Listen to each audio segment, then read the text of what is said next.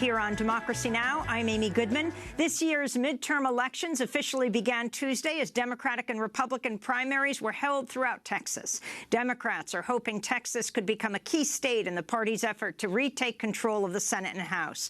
A record 50 women were on the ballot in what many are calling the Year of the Woman.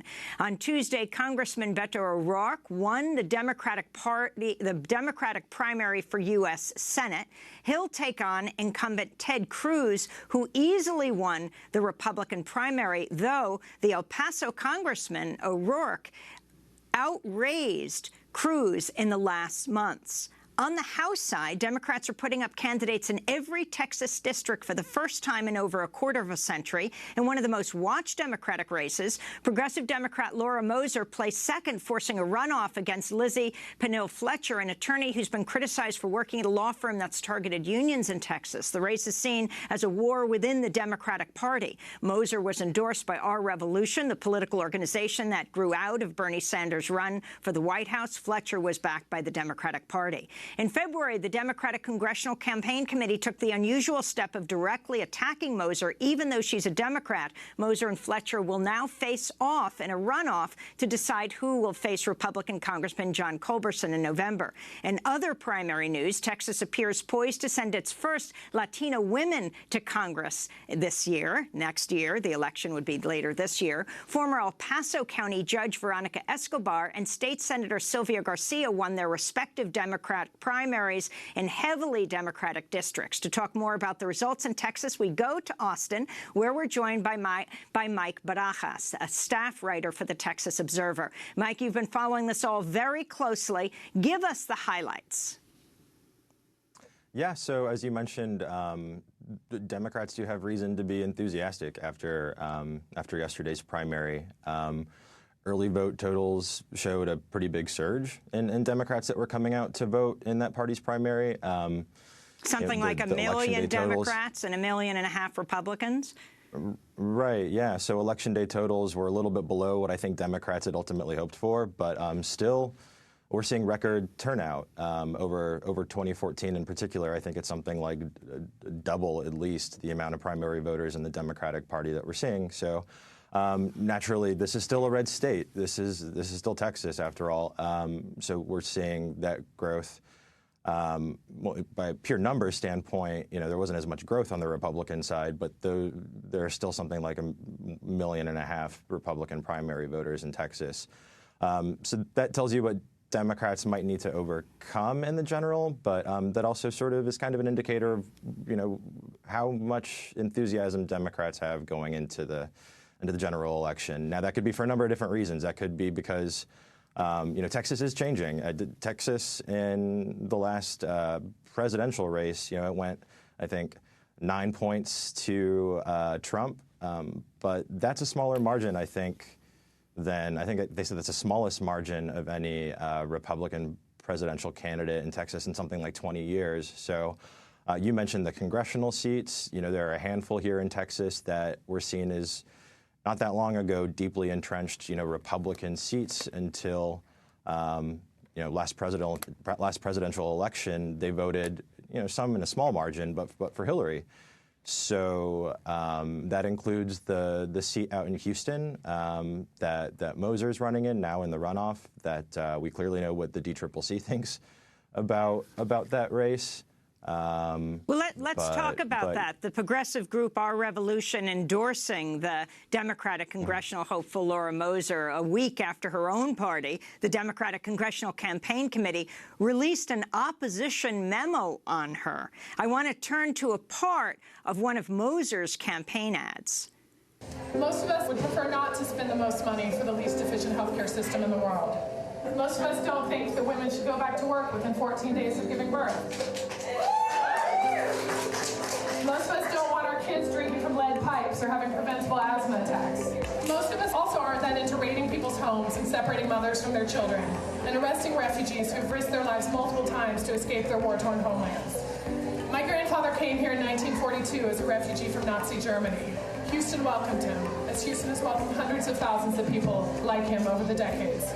So that's Laura Moser's ad. This is very unusual, Mike, that the Democratic Party took a position in the Democratic primary attacking her. Yeah, and it tells you who they think. Well, it tells you how they think this district's going to vote at the very least. I mean, I can't remember if they outright said this, but this is an indication that they don't think that kind of progressive candidate or that kind of candidate with an outright progressive message is going to be competitive against a Republican incumbent in that district. Who knows? I mean, Texas, like I said, has been changing in recent years. There are a lot of factors at play. The anti-Trump sentiment that seems to be sweeping not just the country, but also parts of this state, particularly metro and suburban parts of this state. Clearly voters thought she belonged in at least that runoff for the primary. So it'll be interesting to see how that runoff will take place on May 22nd. Now, what about Beto O'Rourke, the El Paso congressman? We spoke to him when we were doing a piece on a Mexican journalist who has been jailed for months, and he had visited him and was calling for his release. This El Paso congressman, Beto O'Rourke, has now gone, throughout the state in a very unusual primary campaign and outraised Ted Cruz in the last month. So, of course, ultimately, Ted Cruz has much more money. Yeah, he's got, I mean, I think the last figures that I saw were something like, $6 to $5 million between the two campaigns. I mean, Beto O'Rourke has clearly, launched what's looking like a pretty credible campaign for Senate. I mean, the Democratic Party here is looking at him as sort of he's the marquee race. They didn't field a lot of big-name candidates for governor, even though some folks had been looking at, a rising star like one of the Castro twins from San Antonio. Nobody was willing to jump into that race, in part because Texas maybe is seen as still too red to elect a statewide candidate like that for governor. But there's at least one statewide race where Democrats are really putting a lot of their hopes, and that's Beto O'Rourke. And like you said, he's crossed the state. He came out of the primary, with a clear victory. He's not going to go to a runoff, so there's no sort of awkward split there. And he's going up against, in general, who is widely seen as a pretty unpopular incumbent. Ted Cruz certainly seems to be taking him seriously. I just saw him on MSNBC talking about gun control and really trying to define this race as, the liberal congressman from El Paso coming to take your guns, Texas. So I think it's still safe to call that a long shot, but, Texas looks different now than it did in 2014. It's so one of four minority-majority states, and very significant for that. Can you talk about the two Latino women who are poised to become the first two Latina Congress members from Texas? Yeah, so, I mean, Texas is going to get a couple firsts. Just from the primary results last night. One of the presumptive members of Congress that you're talking about is out of Houston, SYLVIA GARCIA, who was a state senator. She's going to take over a congressional seat that was created as a minority opportunity district back in the 90s in Houston, and that went to a white Democrat. And for 2 decades, Houston hasn't had a member of Congress who's a Hispanic.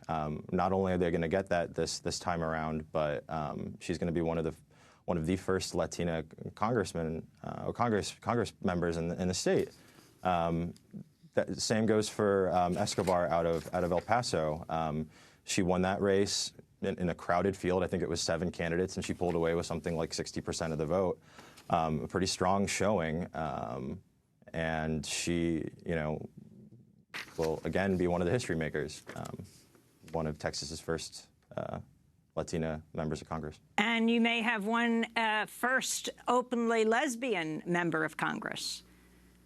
Right.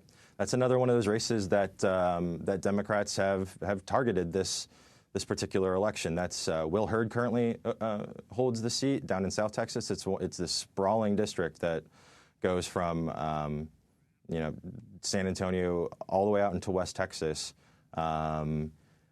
because of how heavily gerrymandered it is. A lot of people see it as a toss-up now. Gina Jones-Ortiz is the candidate that you're talking about. She came away with a pretty clear lead in a crowded field for that primary, something like 40%. So she's looking pretty good going into the runoff there. And you're right, if she goes up against Will Hurd and ultimately wins that race, she would be Texas's first openly gay member of Congress. Mike Barajas, thanks so much for being with us. That does it for our show. Staff writer for the Texas Observer. I'm Amy Goodman. This is Democracy Now! Thanks for joining us.